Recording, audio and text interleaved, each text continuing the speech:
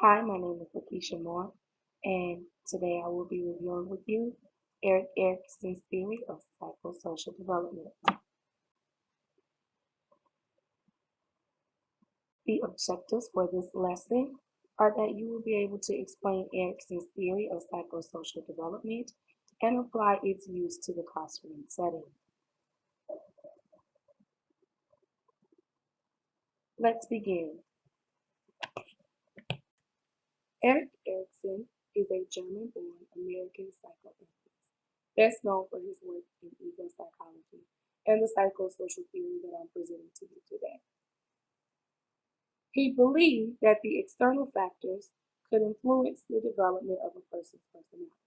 External factors would include things like parents, friends, and other sources of influence. There are several parts to Erickson's theory. First is the fact that there are 8 stages. Erikson believed that crisis cannot be avoided at these 8 stages, and in each stage there was a psychological need that competed with a societal need.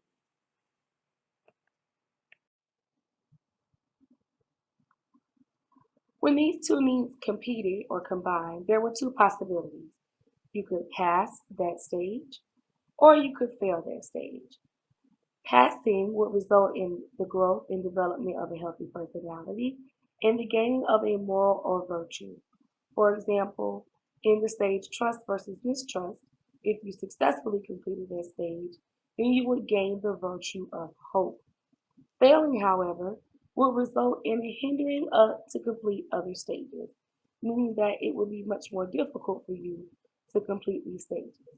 However, there is a chance with time that you can resolve and pass these stages later. Take a moment to stop thinking right. Think of a time when a student refused to complete an assignment in your class or to do a task that you asked them to do.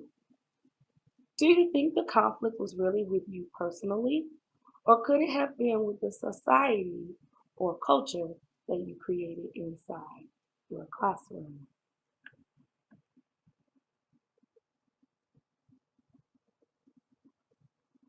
On this slide, we're going to take a look at all of the stages of psychosocial development. As you can see, I have broken them down into 3 groupings: the early stages, the middle stages, and the late stages. Most of our students fall into that category in the middle, which would be the middle stages. And you will notice as we get into the breakdown later on that each stage progressively gets longer. The early stages contain 3 different stages. First is trust versus mistrust. This stage goes from about age 0 to 18 months, and the central question is, can I trust you or the world? Next is autonomy versus shame, from age 18 months to 3 years of age, and it deals with whether or not a child can complete a task, followed by the initiative versus guilt stage, where a child tries to discover should they be a leader or a follower. Up next is the group that I've labeled the middle stages. These stages contain all, if not most, of the students that we encounter on the elementary, middle, and high school levels, and even on into college. Up first is the industry versus inferiority stage. So from ages 5 to 12, students are trying to figure out if they can learn a skill or not. Can they complete a task or not? Then we have the identity versus role confusion stage, which is from age 12 to 18. Students are trying to determine, who am I? What do I want to do? Followed by the intimacy or isolation stage, in which people or young adults and middle-aged adults focus on whether or not they want to develop close relationships or be a little more isolated. Our late stages, as they are grouped on this slide, focus on the later half of life, starting with generativity versus stagnation.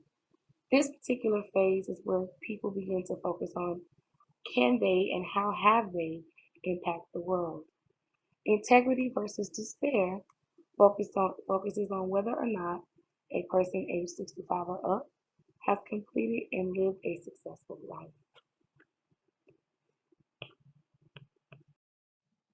But what does this really mean in a classroom for teachers and students? Remember that middle stages slide that we talked about? It's very important for us to understand that we can change and affect these stages very much. It's at this point that most of our students are no longer spending a majority of the day at home. They're in school with us, with their peers. And so it is key that we guide our students to a place of success and help our students if we notice that they may not feel all the competency that they need. What does this theory mean for students? Again, passing a stage is vital to success. If as a student I fail in the industry versus inferiority stage, then I may choose an identity or a role where intelligence isn't important, i.e., the class clown. It's also important for me as a student to develop social skills and skills in self expression. As a teacher, it's again important for us to remember that we can drastically impact a child's ability to complete or resolve stages that were not completed in the past. You matter as a teacher. And remember, you definitely can make a difference. It won't be easy, but it'll definitely be worth it. Remember to be the change that you seek. If every teacher approaches Johnny with that eye roll in the hand, Johnny's going to respond the same way. Some other applications that you can use are to make time for social development in class. Some of you may be familiar with responsive classroom or developmental designs. There are other methods, but these are just a few examples. Avoid sarcasm.